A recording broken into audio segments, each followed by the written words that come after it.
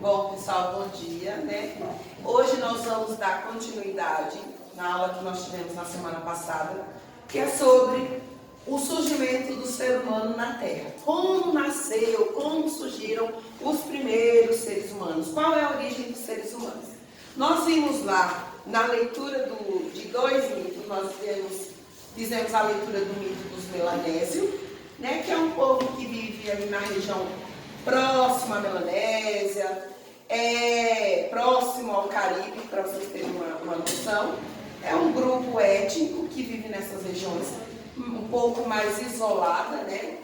E nós vimos também a origem dos mitos contadas a partir da Bíblia, que é a versão mais conhecida.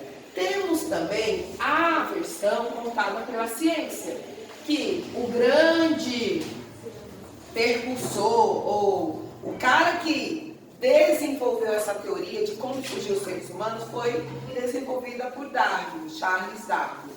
Ele dizia o quê? Que os homens, pelo estudo dele, os homens, né, foram evoluindo a partir dos animais, especificamente do macaco.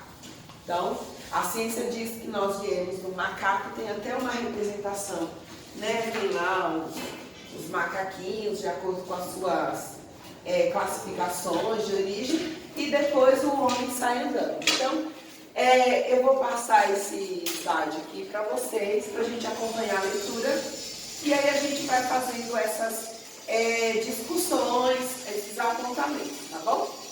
Então, nós temos aqui a origem dos seres humanos e como as sociedades criaram. Porque pensa assim, mas a Bíblia fala como Deus criou o mundo e criou os seres humanos. Sim. E aqueles povos, aqueles grupos étnicos que não tiveram contato com os católicos, os cristãos, com os povos que escreveram a Bíblia? Será que eles também não tiveram essa necessidade de ter uma explicação de como eles surgiram? Vamos pensar aqui próximo, os nossos indígenas, né? As populações de etnia indígena que são os primeiros habitantes do Brasil. Eles pensaram assim, como que eu vi? Quem fez a gente? Foi Deus. Tá, mas eles não tiveram contato. Ninguém foi lá escrever a história do surgimento dos povos indígenas. Né? Ninguém chegou com um livro, uma Bíblia, por exemplo, para dizer, olha, no começo era assim, Deus fez assim. Então, eles também tiveram essa necessidade de criar, de encontrar uma explicação para a origem dele, para o surgimento deles na nossa terra, tá bom? Então, vamos lá. A origem dos seres humanos, a sociedade conta os seus mitos. A origem mítica. Mítica vem de mitológico, de mitologia. É aquilo que cria-se como se fosse uma história para explicar um fato. Então, nós temos o mito dos deuses gregos, né? O mito dos deuses nórdicos, Thor, por exemplo. É uma mitologia, né? Ainda que os estudos da história, ele conte, né? Tem alguma explicação para nós que não vivemos, né, há milhares de anos naquele tempo, a gente precisa o quê? Ter uma história para contar. Hoje a gente conhece a história desses deuses, né, desses homens que viveram na antiguidade a partir do cinema.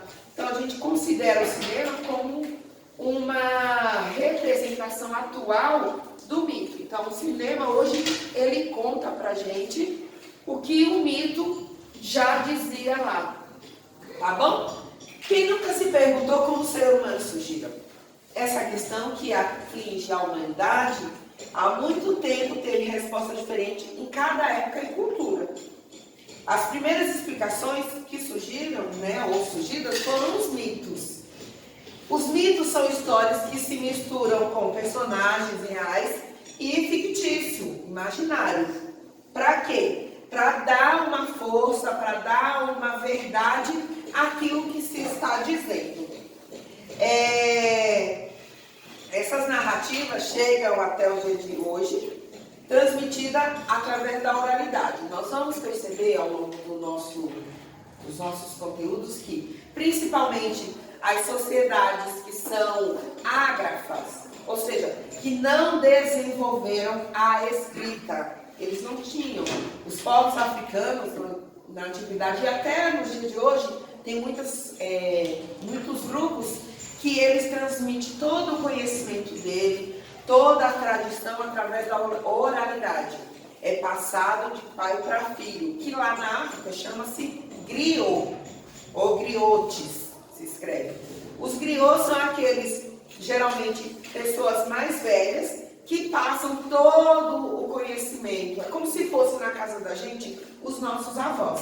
Então, o nosso avô vai lá e conta a história da família, a origem da nossa família, o porquê do nosso nome, o porquê do sobrenome, os costumes que a gente tem na nossa casa. Tem gente que tem vários costumes tradicionais. Por exemplo, que quando a família se reúne antes de fazerem uma refeição, eles têm o hábito de fazer uma oração, um agradecimento. Isso é uma tradição da sua família. O meu amiguinho, ele também faz esse tipo de reunião, né, domingo, tudo, só que ele não tem esse hábito cultural ou religioso. Então, são esses aspectos que diferenciam povos que vivem no mesmo tempo e espaço, porém com costumes tradicionais e uma cultura diferenciada, tá bom? Chegam até nós através da oralidade, de uma geração para outra, por meio dos mitos. Vamos a um exemplo. Não sei o que é mito. Tá bom. Quem já ouviu falar da história da cuca, do bicho-papão, da sereia, dentre tantos outros mitos? Isso são contos, né, que é contado na nossa cultura para falar de eventos, pessoas que produziram isso, que viveram isso. É verdade ou mentira?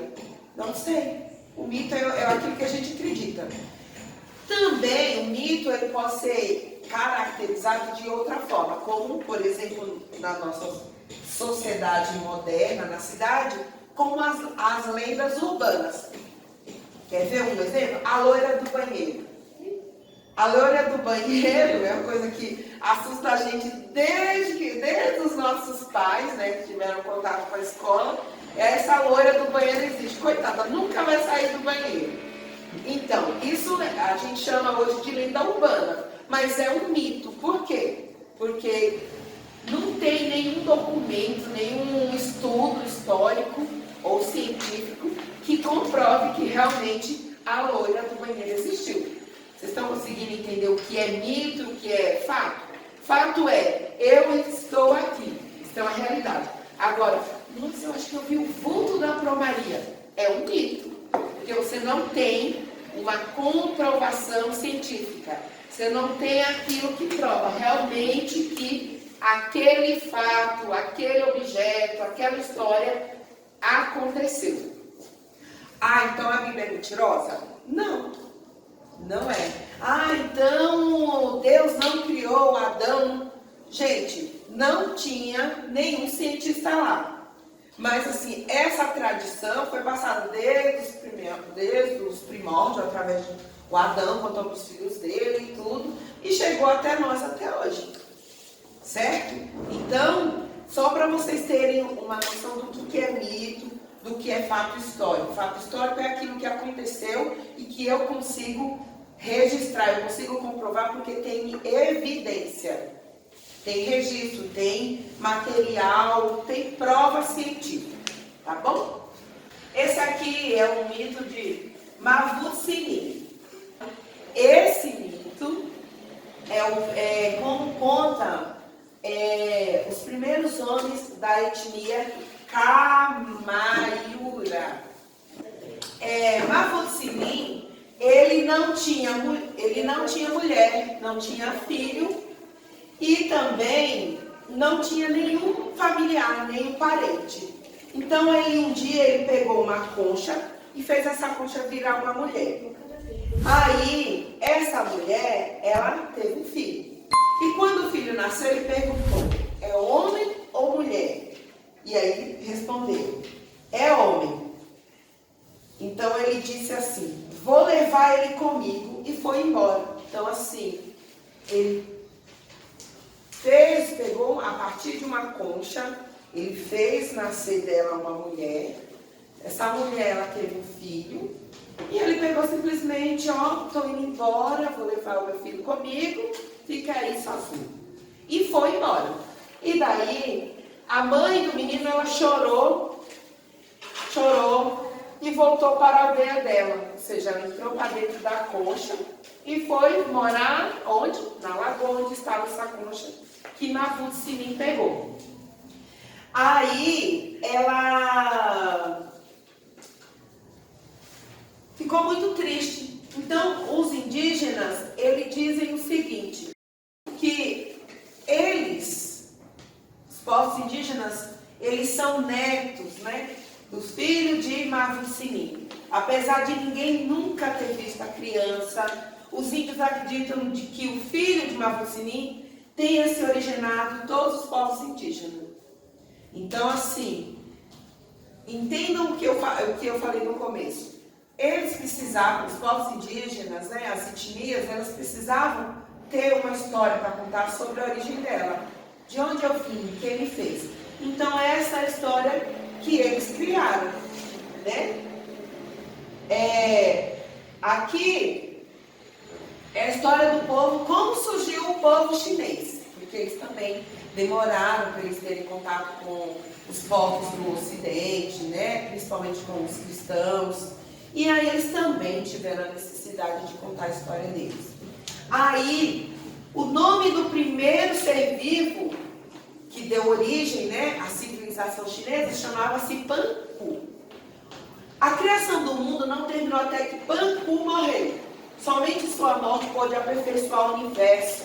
De seu crânio surgiu a abóboda do firmamento. E de sua pele a terra que cobre os campos. Os seus ossos viraram pedras. Do seu sangue os rios e os oceanos. Do seu cabelo veio a vegetação.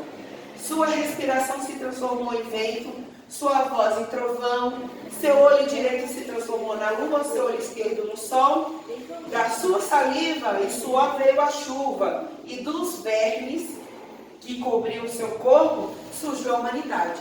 Então, assim, o chinês também, a partir do mito, ele conta que o ser humano surgir, principalmente os chineses, ele precisou, foi um Deus que morreu para que eles, a partir do corpo dele, tudo que pertencia ao corpo dele, se transformassem em cada uma das coisas que compõem a criação do mundo. A terra, as estrelas, o ar, o vento, a chuva e o ser humano. Tá bom? Bom, nós falamos dos chineses, né, como surgiu, né, a civilização chinesa, como que eles criaram o mito deles, né, para que eles expliquem a origem da civilização chinesa ou da humanidade a partir do olhar chinês. Como os chineses acham que Deus criou o mundo. Agora nós vamos falar dos povos astecas, maias, incas, os povos da América. Eles também tiveram a necessidade de criar uma explicação para o surgimento da humanidade. Então, como surgiu o mundo no olhar dos povos astecas? Então, nós vamos falar sobre o Deus Nanahuatzin. Esse Deus, segundo a narrativa, né, dos povos astecas, ele diz assim: no quinto sol, tudo era negro e morto. Os deuses se reuniram em Teotihuacan. Esses nomes é difícil de pronunciar, tá, gente? A maioria dos nomes dos astecas, dos incas e dos maias, eles são assim complexos. Teotihuacan. Para discutir a quem caberia a missão de criar o mundo. Então, assim, esse mito ele já é diferente. Ele já é mais, a gente pode usar o termo de hoje, mais democrático, em que Deus reuniu lá algumas pessoas que ele gostaria de discutir quem dessas pessoas seria o responsável por criar o mundo, criar a humanidade. Então, essa tarefa exigia que um deles teria que se jogar dentro de uma fogueira. Ou seja, para que o ser humano nascesse, alguém precisaria se sacrificar, né? Ou seja, porque se você vai se jogar numa fogueira, você vai morrer queimado possivelmente. O selecionado para esse sacrifício foi o Tecúcitecal. No momento fatídico, ou seja, no grande dia, esse Deus, ele retrocede ante o fogo. Mas o segundo, um pequeno Deus humilde e pobre, usando como uma metáfora do povo asteca, que diz sobre suas origens, Nanahuatzin se lança sem vacilar a fogueira, convertendo-se no sol. Ao ver isso, o primeiro Deus sentindo coragem, decidiu jogar-se, transformando-se na lua. Então, o que foi escolhido, ele ficou, na hora que ele chegou perto da fogueira, ele ficou com medo, então ele desistiu. E aí um outro mais humilde foi lá e falou, não, eu vou fazer isso, vou encarar esse desafio. Se jogou na fogueira, se transformou no sol. Um outro Deus, vendo a coragem e a bravura dele, foi lá e falou, também vou aceitar esse desafio. Se jogou e virou a lua. Então já temos dois elementos que são essenciais para a Terra e para o ser humano. Ainda é assim, os dois astros continuaram inertes, ou seja, vagando, né, sem saber o que fazer. E é indispensável alimentá-los para que se movam. Então outros deuses decidiram se sacrificar e dar a água preciosa, necessária para criar o sangue. Por isso, se os homens são obrigados a recriar eternamente o sacrifício, é divino e original. Então, de acordo com o mito dos astecas, a criação do mundo se deu pelo sacrifício de algumas pessoas, de alguns deuses, que cada um deles se jogava na fogueira e se transformava num elemento. E por fim, o mito mais conhecido, né? Todo mundo conhece, que é a história, como eu já tinha dito, que é um mito de acordo com o povo hebreu, que é a história de Adão e Eva. Né? O mito cristão, judaico-cristãos, ele diz isso daí. Que no princípio, se vocês pegarem a Bíblia, Gênesis capítulo 1, 2, 3, vai contando a história. Então ele diz o seguinte, no princípio Deus criou o céu e a terra. Ora, a terra estava vazia e vaga, ou seja, ele criou a terra, o céu e a terra não tinha nada. E aí o que ele fez? As trevas cobriam um abismo e um vento de Deus pairava sobre as águas. Não, a treva é ausência de luz, ou seja, não tinha luz. Deus ainda não havia criado o sol, que é isso que ilumina, né, o nosso planeta, e é o que divide o dia da noite. E aí, Deus disse, haja luz, e a luz se fez, e houve luz. Depois, Deus viu que a luz era boa, e Deus separou a luz das trevas. Ou seja, ele disse assim, a luz vai chamar dia e as trevas vai chamar noite. Houve tarde e uma manhã. Foi o primeiro dia. Para quem não está familiarizado, segundo o mito dos hebreus, Deus criou o mundo em 7 dias. Em 6 dias, porque no 7º ele falou, pronto, agora eu já fiz o meu trabalho, eu vou descansar. Deus viu que a luz... Deus fez as feras, segundo as suas espécies, os animais domésticos, segundo a sua espécie, e todos os répteis do sol, segundo a sua espécie. Então, ele fez a cobra, o calango, a iguana, todo ser rastejante, que são da família répteis, né? E Deus viu que isso também era bom. Deus falou, ou Deus disse, façamos o homem à nossa imagem e semelhança, e que eles dominem sobre os peixes do mar, as aves do céu, os animais domésticos e todas as feras e todos os répteis que rastejam. Deus criou o homem à sua imagem e semelhança. A imagem de Deus, Ele o criou. Homem e mulher os criou.